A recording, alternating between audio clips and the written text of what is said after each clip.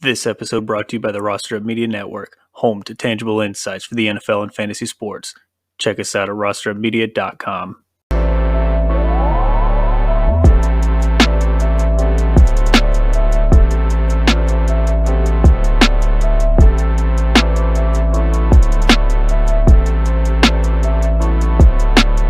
Outstanding. Welcome back to another episode of the RUSL, everyone. Back here again, C-Baby Ooze and Lance the Law, and we're providing you some sleepers and breakouts today. How you guys doing? Good. Draft week, big weeks for a lot of people, especially us.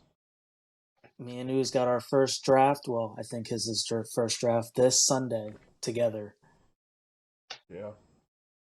That's And even then- before first cuts, huh?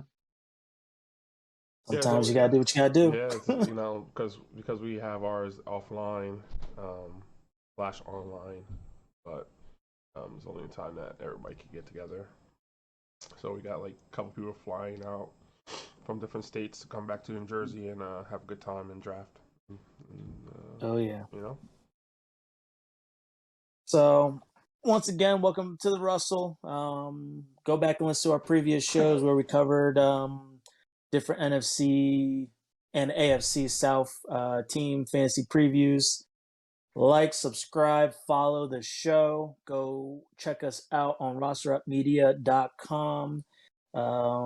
Content is flying over there. DFS, around the league, different NFL teams. And of course, you got us, season-long fantasy football. So we will be covering NFC and AFC East on our next couple of shows. But tonight is Sleepers and Breakouts, and then our next episode of the week will be Values and Rookies. So we'll take turns going through Sleepers and Values tonight, or Breakouts tonight, and give you guys what you need to know. Mm-hmm. So Sleepers, we're going to start with Sleepers, and I'll give one, we'll take turns, and we'll go through, we each pick two, and we'll go through each players that we picked and kind of just give a synopsis on them real quick. But when we're talking about Sleepers, we're talking about players that usually we think they're going to outperform their ADP. Someone like Joe Burrow last year. So hats off to me. That was my sleeper last year, one of them. But that's a good example of a sleeper. He was going super late, and he finished, I think, QB 4 or 5 or something like that last year. And obviously, they went to the Super Bowl. So I'll start us off with the first sleeper, and then Ooze can go next, and then Lance, and then we'll just start away from the top again. So first sleeper is Cole Kmet. Tight end from the Chicago Bears. Allen Robinson and Jimmy Graham are both gone. A lot of targets are up in the air, and Cole Kmet, 6'6", and he can see a decent amount of red zone targets and activity. Plus, this will be Fields' first year. As he's still developing, he's gonna have to use his tight end as a safety relief valve. So he'll be dumping it off real short sometimes when he can't see things down the field. And I'm not saying he'll be a top 5 tight end, but it's easy for him to be top 12, a starting tight end. And basically, if you are skimping on tight end or punting and you wait till round 10 or 11, you can possibly find a tight end 1 late in the draft. So I'm an engineer. I see a lot of my picks were really based on just logic base, and I see these targets just up for grabs and red zone activity. We just need, bring in a couple hundred or a couple receptions, a couple yards, a couple touchdowns, get in top 10. To me, that is a tight end 1, and that will, do you good if you punt it on tight end. So Cole Kmet is my sleeper. Who's? Yeah, I'm going with he's going to be a rookie. I mean, he is a rookie, and my first pick is James Cook. James Cook is in Buffalo right now. Zach Moss and Devin Singletary just haven't worked out, right? You're looking at a guy that lined up in the slot in college and then looking to be a great pass catching back in Buffalo. Buffalo doesn't have a good track record with running backs, but with James Cook explosiveness, you would think that, hey, maybe this guy can break out and be somebody for them, especially how his brothers out there performing in on the Vikings, right? So targeting him in more PPR leagues is going to be a great thing for you, especially if you can get him, especially him get going in the late rounds, and he could potentially be like a RB2 or a high end flex for you. So James Cook is my guy for my first guy for a sleeper. All right, Lance, your first sleeper? Yeah, Robert Woods. You may remember him. He played in LA. He was a great uh, option for Stafford out there in LA. He's going to a team now that has no number one option. He is now the number one option, and we'll see what he'll be able to do out there.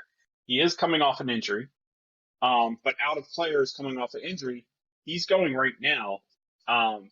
ESPN is showing him as an average draft position at 121, which makes him wide receiver 47, going around round 10. I just did a draft now. I saw him go in the ninth round. He went in the ninth round to me. But honestly, if you're able to even get him in the eighth round, if you see in some reason that he's still there in the eighth round and you feel like you got no other wide receiver option, he's still a great value there. He's going to be their number one pick, number one option. They don't have AJ Brown there, and although it's a running team, there's still going to be plenty of catching possibilities for that number one wide receiver. In those run heavy teams, the number one guy is going to be worth it for at least wide receiver two. Instead of trying to take the wide receiver three on a pass happy team, you're looking at somebody like Mecole Hardman on KC as comparative if you're looking at it that way. And that being said, Mecole is being taken in the same round as him. We know what Robert Woods could do. So at that draft position and the fact that he's being discounted for being hurt, the guy is great. If you looked at his average per game, he was up there in wide receiver 16 last year on most scoring formats. So Robert Woods is going to be able to do something out there. You're getting him in round 10. You're looking for a third or flex at that point in your draft because you took some quarterbacks and some tight ends early. You're still looking at a thin wide receiver group. Robert Woods is going to have a high ceiling for you, and he's going to have a high floor.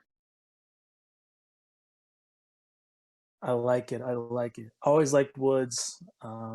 He was one of the guys that always got overlooked in drafts, I feel like. And this year will probably be no different, especially on the Titans. All right. Headed back up to the top. My second sleeper pick, Derek Carr, QB for the Raiders. I feel like Carr's always been a waiver wire pickup, a decent backup, but new head coach Josh McDaniels will utilize Carr better than he has in years past. He's reunited with Devontae Adams. So with the new head coach scheme, an elite wide receiver, plus many of us forget last year he was leading the league in passing yards for like the first 5 or 6 games, something like that. So I feel like I said earlier, he could go from a backup, a waiver wire QB to QB1, Will he be number one, top 5? Probably not. But we're talking about someone who sometimes may go undrafted and can be top 10, top 12 again. And we're looking for those type of players here when it comes to sleepers. And I was looking at their schedule. I think they're going to be in a lot of like shootouts. So that's going to involve them trying to catch back up, throw the ball more, get Devontae Adams, utilize. So my second sleeper, Derek Carr. Hopefully I'm right again on this one like I was last year for the QBs. Who's? Yeah, so my second sleeper here is David Njoku. This guy just signed a 4-year extension on the Cleveland Browns. It's crazy because the head coach and stuff like that keeps changing in that organization, and they brought in Austin Hooper before, even though they drafted David Njoku high the year before. Austin Hooper's out, new head coach. We're now looking at, Deshaun Watson's going to be there. Jacoby Brissett is going to start your first 6 games. So, and that's guaranteed. And this guy in Indianapolis was a tight end lover. Okay, so this guy coming in, Jacoby Brissett throwing the ball, he's not a deep thrower. He can't throw deep, but he's a safety net guy. So David Njoku starting, he's going to be the tight end one. I think he's going to be a nice weekly start for your fantasy team, especially when those who are, you draft the top 3 tight ends and you just wait on them. This is a guy you can grab in the late rounds, and he can be a weekly starter for you. Average a nice 10 to 12 points. I'll take that any day in the week. Lance, your second sleeper. Yeah, my second sleeper. So, which would you rather have in the 6th round? Would you rather have a wide receiver coming off an injury, or would you rather have a wide receiver coming off an injury? One of them, however, was in the top 10 in scoring before they were injured, and the other wasn't even in the top 50. This is the tale of Adam Thielen and Juju Smith-Schuster. Now, Juju is getting a bump, mainly because he's working with Tyreek Hill being gone, and he's now a new option over there in KC. But KC is one of those offenses that they're going to throw to whoever the hot hand is. There's no, and you saw that with Tyreek Hill last year. He put up goose eggs in multiple weeks, 0 points, mainly because he just wasn't getting open, and he just wasn't doing what he needed to do route running. If that's the case, and that's what's going to happen, it could be a feast famine, it could be a boom bust for Juju. Why wouldn't I take somebody with a higher floor than that? And Adam Thielen is exactly that. He was top 10 right as he got injured. And if you look, he was still the 17th average scoring tight end for that same year in most formats. So you're talking about somebody who he was scoring in the top 20 right? before he was gone, and he's being drafted out there at wide receiver 32. So if you could get a top 25 wide receiver at 32, most people would take that kind of draft pick. But what if you could get a top 15? And what if you can get Adam Thielen coming back and being that second option as people start to fade at Justin Jeffers? So I'm taking Adam Thielen in that round. I'm taking Adam Thielen above Juju. And it's mainly because as somebody who is hurt, as somebody coming back from injury, he knows the quarterback he's already working with. They have a rapport. Kirk Cousins knows how to throw to Adam Thielen. Justin Jeffers is definitely the big guy on campus. He's going to be the guy that gets open. He's going to be the guy that runs those crisp routes. But Adam Thielen is good too, and he's their second wide receiver, and that's a throwing offense. All right. So those were our sleepers. Just to recap: Cole Kmet, Derek Carr, James Cook, David Njoku, Robert Woods, Adam Thielen. Any other comments on these sleepers before we move on, guys? Yeah. I mean, David Njoku last year didn't have explosive yards, but he had 8 touchdowns last year. Like, I mean, this guy's I think that's going to have a little uptick, and maybe not crazy. I feel like 10 to 12 is probably a good range for him, especially to have like a top 10, maybe top 7-ish tight end finish. I'll take that. Later rounds. Absolutely. All right. So let's move on to our breakout picks. We'll do the same thing. Take a turn. We pick 2 each again. And when we talk about breakouts, we're talking about a player who will basically rise up with career best numbers and make a huge impact on your fantasy team. So we think of Cooper Kupp last year. That was just crazy, phenomenal breakout year. And, now he's going in, the first round. Sometimes, I've seen him go first overall pick in some mock drafts. So the first breakout player is Jalen Hurts. Even as a Cowboy fans, put my hatred aside and just still pick Jalen Hurts. He was the fantasy quarterback 9 last year, had 784 rushing yards and 10 rushing touchdowns. They added A.J. Brown. It's his third year as a starter. And I kind of see this similar story to like Josh Allen a little bit. Josh Allen's third year is when Diggs came to town, to Buffalo. And fantasy owners were a little bit down on Diggs that year because they didn't think Josh Allen had it. But then somehow that was the year Josh Allen finished in most formats as QB1. And because of the running capabilities and the uptick in offense, it's almost like the same thing. This is Hurts' third year. They added A.J. Brown, a elite wide receiver, and Jalen Hurts still has that running capability. So even if he does 3/4 of what he did rushing last year, and he throws a little bit more and has an uptick in the passing, you still got Brown, you still got Smith, and don't forget Dallas Goedert. We could see him go possibly top 5 if things go their way. And another like little tidbit, we all know about how the NFC East, no team has won that division the same year, like consecutively in a row. So I think it's the Eagles division this year, sad to say. So that, them playing for a playoff spot and, having a better record possibly than the other NFC East teams could also make an impact. So Jalen Hurts could break out this year. He's going as QB 6, 7, 7th round, 8th round, maybe high as 6. But he could be, up there with the likes of Josh Allen next year. You never know. So Jalen Hurts. Who's your breakout? Yeah, I'm starting off with the Broncos here. Let's ride. Russell Wilson out there doing his thing. One of the best. Let Russ cook. Yeah, he's one of the best, deep throwers in the NFL now. So who's going to be throwing to? And the guy that's been there, had QB struggles, I think, ever since he got there, and that's Cortland Sutton.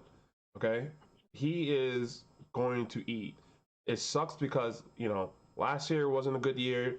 It's tough, to come off of an ACL injury like he did, and then the next year come off and then start, scoring all types of points, right?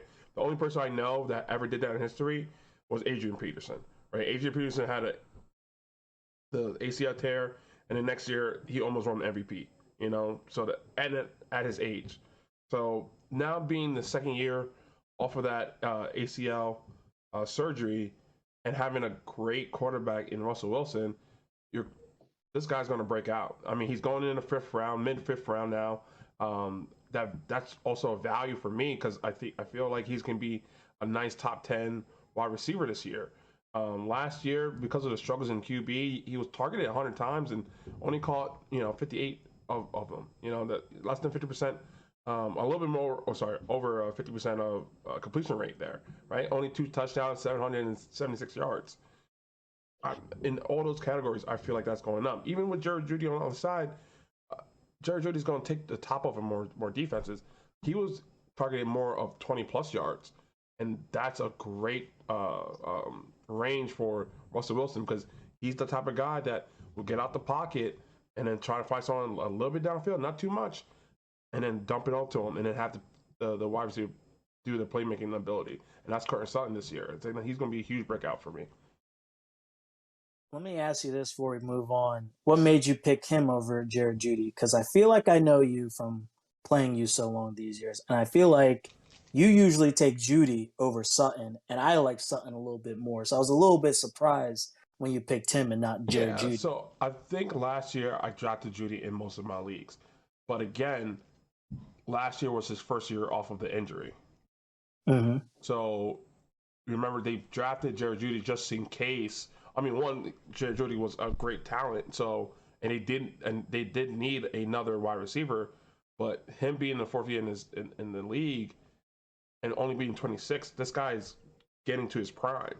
2 years removed from the ACL injury, and he's more. So I feel like when you talk about Jared Judy and Cortland Sutton, Jared Judy is more of Tyler Lockett, while Cortland Sutton is more of DK Metcalf.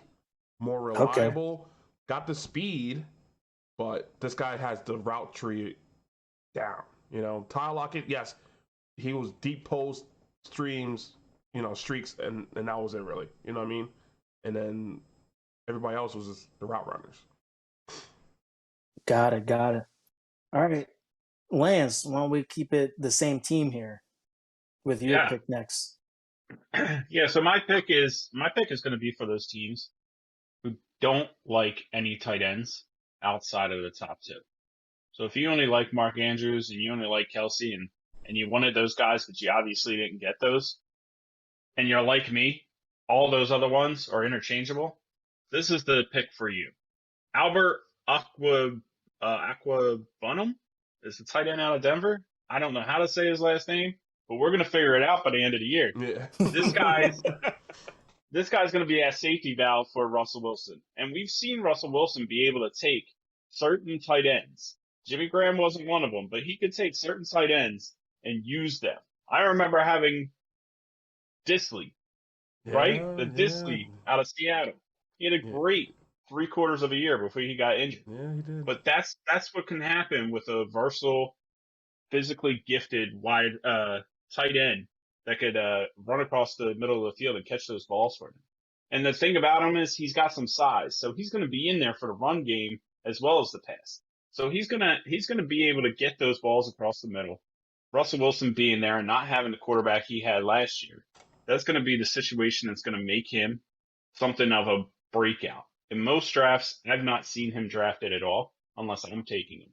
And usually that's in the 14th or 15th round. If I could get a tight end in the 14th, 15th round, then I'm going to be able to just sit and use. I want a tight end that's going to get me top 10 without having to spend on somebody like that. I don't want to draft somebody in the 6th, 7th, 8th round. I want to get somebody closer to the production that I can get without having to wait for something on the waiver wire. And that's what Albert's going to be able to do for you. He could be that Dalton Schultz. He could be that Knox for you this year than what you could have gotten last year. So that's what I'm going with, the Denver tight end. Look for him on your draft boards or try and get greedy and take him on the waiver wire right after your draft. Outstanding. I like it. All right, my second breakout player, being a little bit of a homer here, CeeDee Lamb. I'm going to say this. We haven't seen a breakout from CeeDee yet. But I think if there's a year to break out, it's this year for him. No more Amari. You just lost James Washington for several weeks, and Gallup is still in the pump.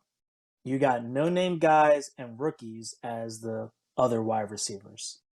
CD, I'm begging you, if some chance you are hearing this podcast for some strange reason, please, as a fantasy owner and a Cowboys fan, we need you to break out this year.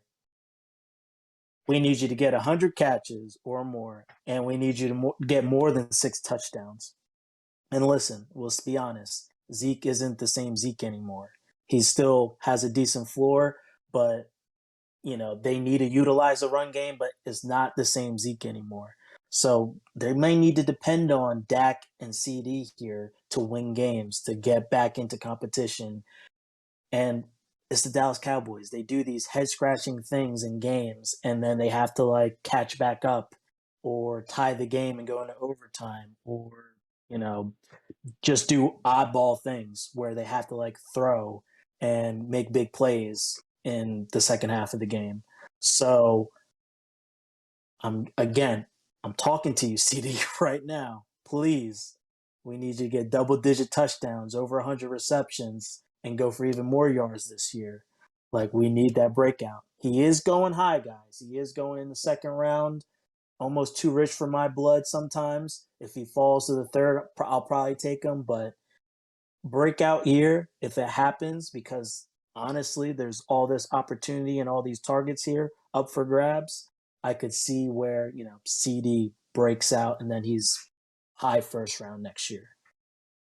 Ooze, your second breakout. Yeah, that's is my main man, Big Mike Williams. I probably drafted this guy this past 3 years, ever since he came out, because the Chargers left this number 2. Keenan Allen's getting a year older now. His target shares are going down. Mike Williams target shares are going up, and it's not just red zone targets. It is all over the field, right? Last year he had 1,100 yards, 9 touchdowns. Still wasn't, he finished top 10 wide receivers. He can go even higher, people. This guy is a monster.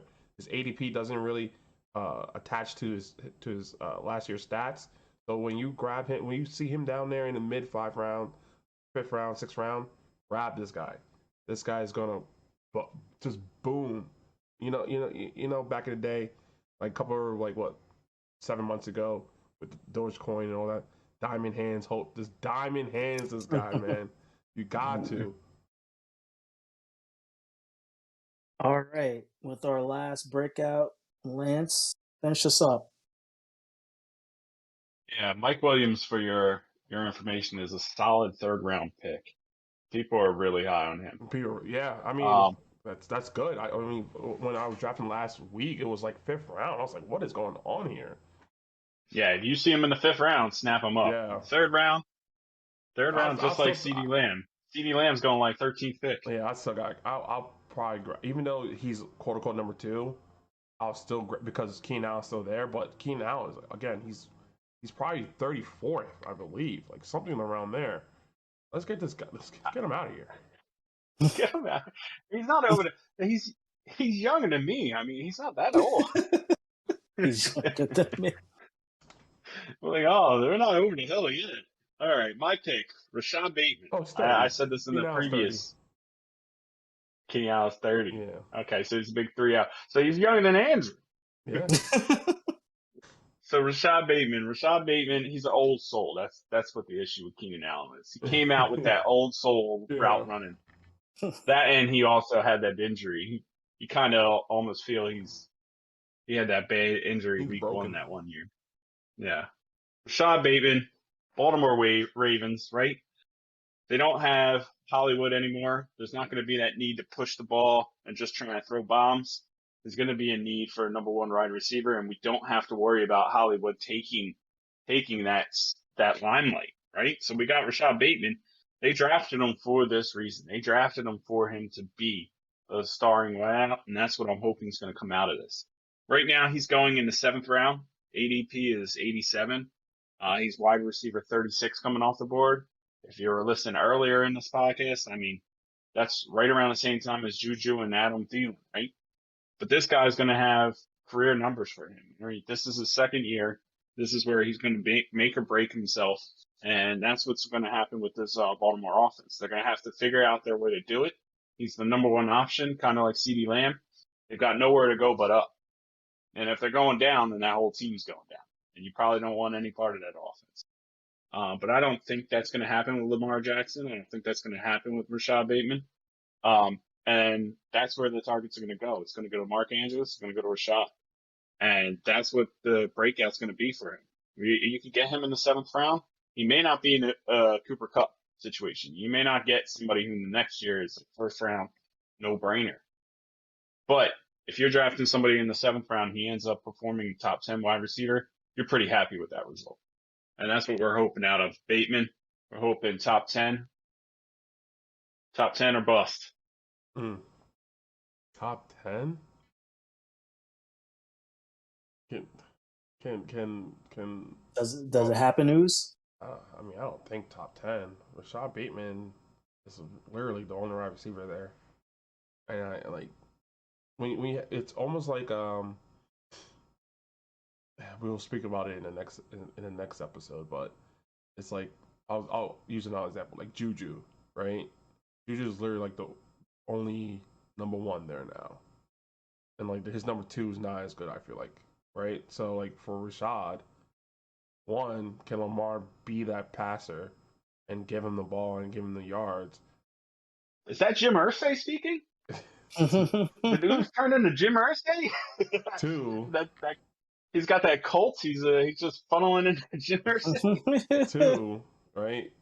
Can Rashad be like take over that wide receiver room, right? Because I feel like he needs to show himself that, hey, Brown is gone. I'm the guy. I can run all the routes, and Mark Andrews is not going to take all my shares. Because that's why I feel like Mark Andrews is going to be the number one receiver in that offense, and Rashad Bateman is going to be just to the wayside. And then J.K. Dobbins is going. I feel like J.K. Dobbins is going to be more pass catching than Rashad Bateman. We do forget But Lamar remember, Jackson's like J.K. running. Dobbins is going to be starting in the backfield with Lamar. So he's already starting 5 yards, 7 yards behind Rashad Bateman. Yeah, but And Lamar likes to look downfield. But Lamar says, J.K., I know you're back and everything like that, but I've been the running back since you left. So like, you gotta run the outs and you gotta run the streaks because I can't have you run the ball. I can trust myself. So you can catch the ball though. I know that for a fact.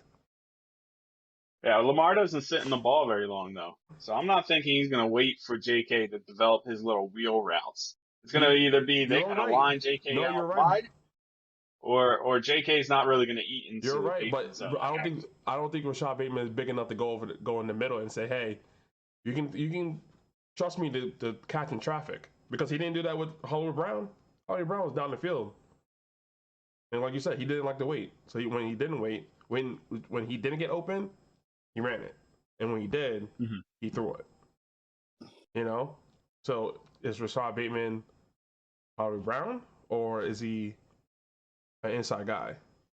We have to find out. And we agree that he could at least make, wide receiver 2, top 24 on regular leagues.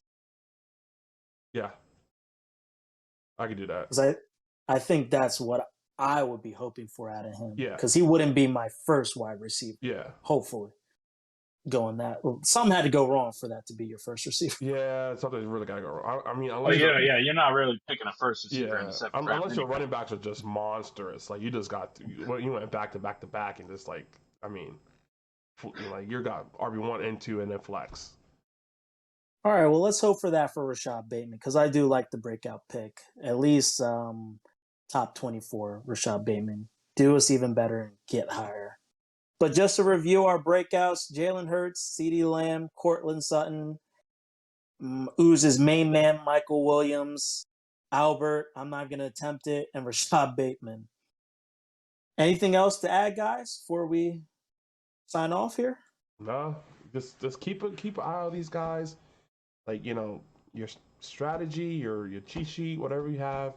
Sometimes you can look down and cross off the names, and then there's a name that's sitting there that we mentioned. You were like, you know what? This guy might be a league winner right here for me. And you just go snatch him up. And one thing I've noticed mock drafting, is you need to check your format's ADPs. They're all different. Yeah. They all have different rankings. And, obviously we're telling you the ADPs, but you may see something totally different in a different format just because this is the average. This isn't necessarily where they're going in that format. Most of our ADPs are just PPR leagues. Correct. I think we mentioned this like the first show of this new year, that I don't think there's many standard leagues anymore because it's just not fun, I guess. You want to see those big points come up the board, and every time they catch the ball, you're excited. What it can be? So all our ADPs, and when we speak about them, are PPR. Correct. Well, that's our show. We're gonna sign off. Tune in for more following this week. Must draft players / values and rookies, and it's been a real one here at the RUSL. See you. See you, everyone.